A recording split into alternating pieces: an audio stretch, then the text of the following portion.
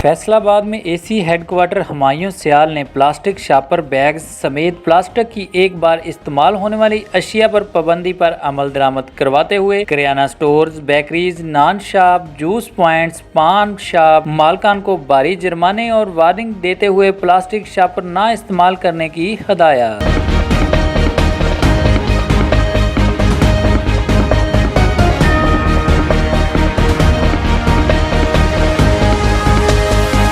AC headquarter Humayun सियाल ने media से बात करते हुए कहा, सरकारी तौर पर प्लास्टिक शॉपर्स पर मुकम्मल पाबंदी है। अमल दरामद न करने वाले को भारी जुर्माना होगा। जुर्माना मौका पर अदा न करने की सूरत में दुकान को सील कर दिया जाएगा। मालिक के खिलाफ मुकदमा भी दर्ज होगा।